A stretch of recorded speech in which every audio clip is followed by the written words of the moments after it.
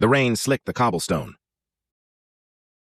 The rain slicked the cobblestone streets of Oak Haven, each drop reflecting the neon glow of the city's underbelly.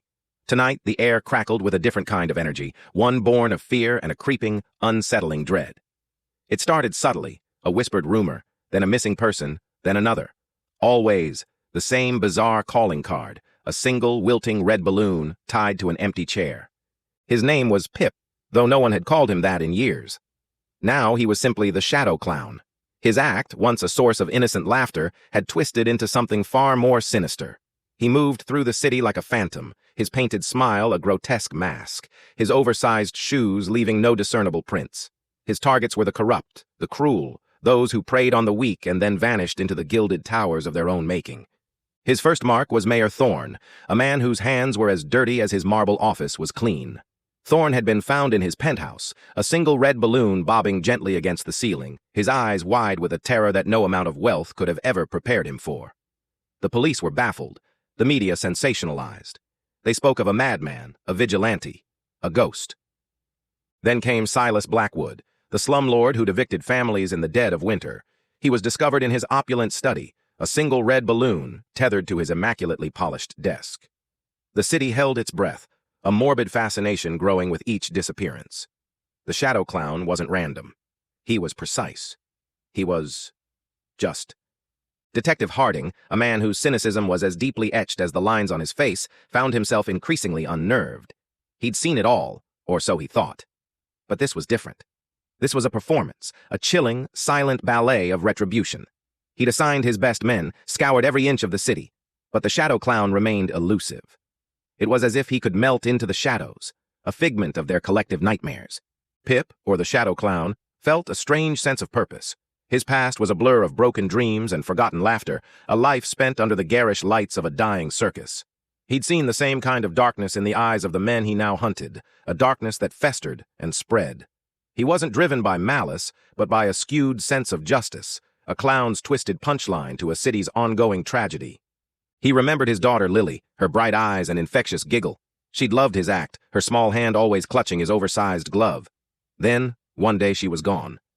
A sickness, the doctors had said, but Pip knew better. He'd seen the neglect, the indifference of the very men who now lined his morbid hit list. They'd cut corners, skimped on safety, and Lily had paid the price. That was the moment the painted smile had begun to crack, the laughter had curdled into something cold and hard.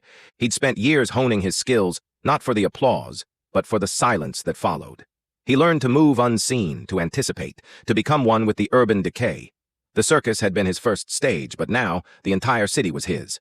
His next target was Councilwoman Albright, a woman who'd profited from a rigged bidding process, leaving countless families without essential services.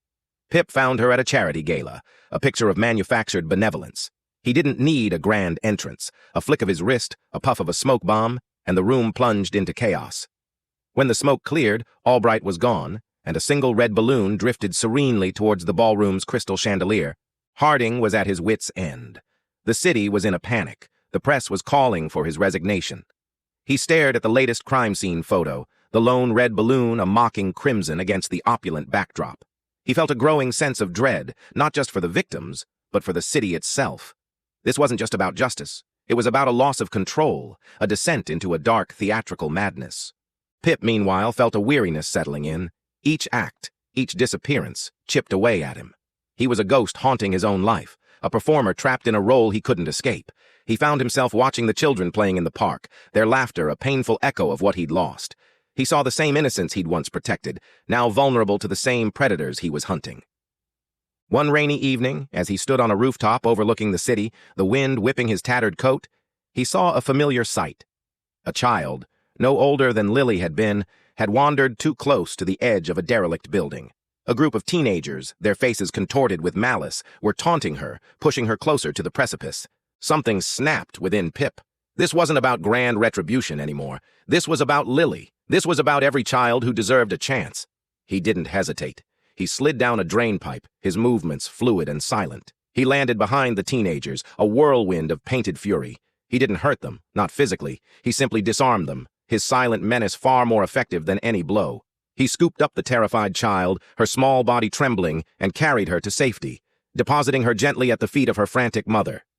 As he melted back into the shadows, He heard the child whisper, "Thank you, Mr. Clown." He paused, a single tear tracing a path through his white grease paint. For the first time in a long time, he felt a flicker of something other than cold resolve. He saw Harding's patrol car pull up, the flashing blue lights illuminating the rain-soaked street. He knew his time was running out. He walked, not away from the police, but towards them. He didn't have a weapon, no grand plan. He simply walked, his painted smile fixed, his eyes filled with a profound sadness.